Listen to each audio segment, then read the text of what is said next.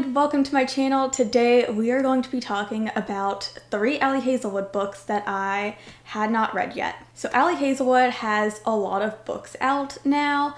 I read The Love Hypothesis and Love on the Brain, and I loved both of those. I did recently read her young adult full-length novel, and I also really liked that one. And I have read one of her STEMinist novellas. However, I did not like that novella, so I never continued reading her novellas. But she does have 3 more full-length books that I had not gotten around to, so I had a couple days off from work and I just decided to binge these 3 books. And it was a fun time, I will say that. So yeah, that is what this video is going to be. I will be talking about these 3 books, and you guys get to come along on the ride. But before we get into the video, I do want to say a quick thank you to today's video sponsor, The Oodie. The Oodie is a company that designs oversized wearable blankets that are cruelty-free. They are so cozy and soft and absolutely perfect for when I want to spend a cozy night in reading or putting together a puzzle. Especially if you're always cold like me, the Oodie is a perfect way to stay warm. If you want to get one for yourself or someone else, maybe for the upcoming holiday season, they have tons of designs and patterns to pick from. I personally got this green tie-dye pattern, but whichever design you choose, you can get 15% off using my discount code 7CHERIOF15. That's all caps SEVENTHCHARIOT15 for 15% off. Thank you again to the Oodie for sponsoring today's video. Now let's talk about these 3 books. So first, let's talk about Not in Love.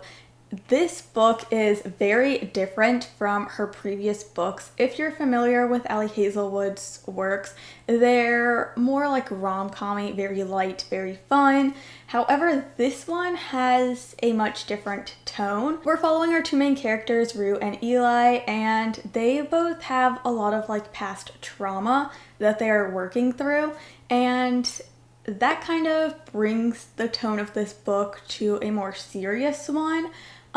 This one definitely, I would not say is a rom-com. It's definitely more serious, and this I would say is definitely her more smuttiest one, because this book is all about these 2 characters having a secret affair.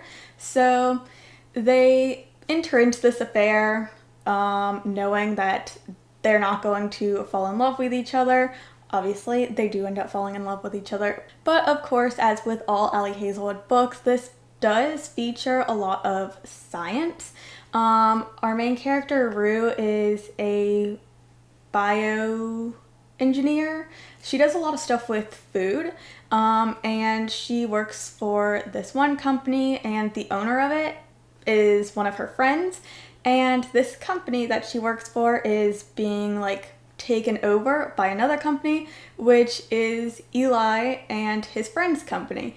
So that is why they sort of don't like each other. There's sort of like a lot of drama going on with this, obviously, because their 2 friend groups don't like each other. However, they have the secret affair going on.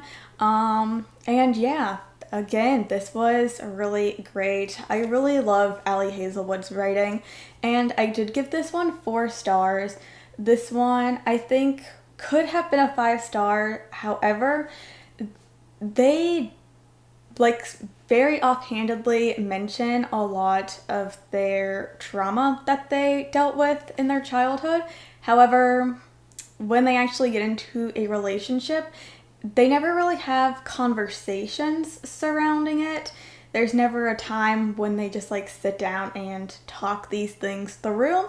And I think I just would have liked more of that. I feel like just having more serious topics just thrown in offhandedly, but having a big impact on our characters' personalities. I don't know. It was still written really good, and I think with a lot of care. However, I just wanted a little more of that, I guess. So the next book that I ended up reading was Bride, and this is Ali Hazelwood's first published paranormal romance, and I absolutely loved it. I gave it 5 stars. I definitely think this one might end up making it into my favorite books of the year. This one was just so good, so fun. I just had so much fun with it. But this book is following a vampire and a werewolf who have an arranged marriage, And there's also sort of like a little mystery going on in it, which I kind of liked that addition in this book. It made it have like a much more interesting plot, I suppose.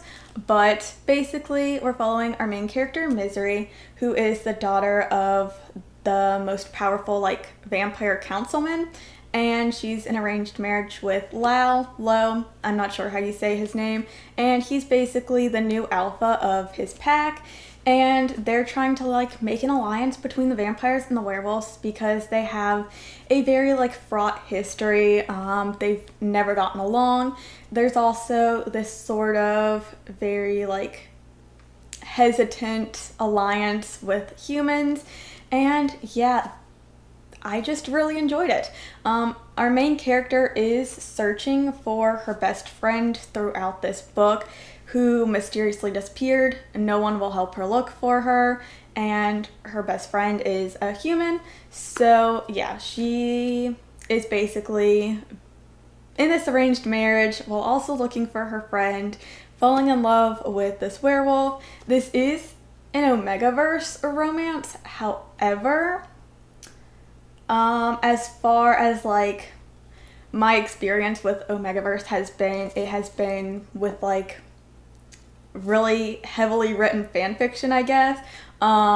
So like having this one as a published one, I would say if you've never read an Omegaverse romance before, this one doesn't have like much to it, I suppose. Like it's very low key, I guess you could say. So I think it's very accessible. So I would say if you're scared about reading this one because of that, I would say still pick it up because there's not a whole lot to it in this book. But yeah. Also, the way this book ends was, I hope she writes more in this world because I need to see these characters again.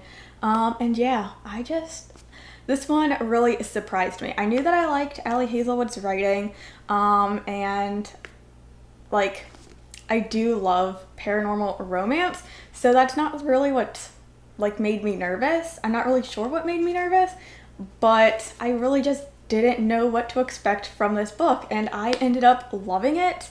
And yeah, since I have finished this book, I just keep thinking about it. And yeah, I'm just so glad that I finally got around to picking this one up because it was amazing. Absolutely one of my new all-time favorite books. Okay, and the last book that I read, which is the book that has finally caught me up on all of Ali Hazelwood's published novels, and that is Love Theoretically. This one is definitely one of her more heavier academia focused stories, and it follows Elsie, who is working as an adjunct professor. She's a theoretical physicist, and she sort of hates teaching. She wants to be more of a researcher, and she is looking to, get hired at MIT, I believe. And basically she's still trying to make ends meet, so she starts like a fake dating business where she goes on fake dates with people, and she ends up fake dating this one guy and, goes to like family events with him and stuff. However, when she goes to sort of like get this job at MIT, she realizes that this guy she's been fake dating, his brother, whose name is Jack and is our love interest, he is actually on this hiring committee. So basically, Jack ends up finding out her entire ploy. He ends up finding out like her whole fake dating business, and it creates like a lot of drama between these two. But these two actually have like an interconnected history in that Jack is a highly regarded physicist, and he actually wrote an article that damaged Elsie's mentor's reputation. So she really does not like Jack, and yeah, that is kind of their relationship dynamic of having to sort of be around each other, and Jack is sort of infatuated with her, and it's just really great. It's sort of like the classic Ali Hazelwood type book where the girl is just absolutely clueless that the guy is madly in love with her, and it's just all about these two sort of realizing that they really like each other while also dealing with, Elsie really wanting this job and learning things about Jack's history, her mentor's history, and everything that sort of like occurred. And yeah, again, this book is extremely academia focused, and I have never gotten that far in academia. I definitely have no interest in like ever experiencing this level of like scientific research and stuff that Ali Hazelwood always features in her books. However, it's just so interesting and like fascinating to like learn about. So I know like a lot of people's criticisms of this book is how academia focused it was and how the romance is sort of not as big of an element in this book as much as it is in other books. It's still a romance book. It still heavily features the romance. However, out of all her books, this one is a lot of science and research and the whole sort of way that academia works for people in researching fields. And I personally found that absolutely fascinating. As someone who never wants to do anything scientific and researchy like that, I just find learning about it very fascinating. But I will say that is a criticism I see like in a lot of Goodreads reviews for it, but I really enjoyed it. And yeah, I gave this one 4 stars. I think out of these 3 books that I've read, this one might have been my least favorite. Again, I still gave it 4 stars. However, I think just because I was listening to this as an audiobook instead of physically reading it, I took a lot more breaks. I did a lot more other stuff in between reading this book. Instead of like binging it and just like sitting down and reading the entire novel in like one sitting, this one I took like a lot of breaks with, which might have been why. Again, I gave it 4 stars. I really enjoyed it, and I do want to own a physical copy of this one.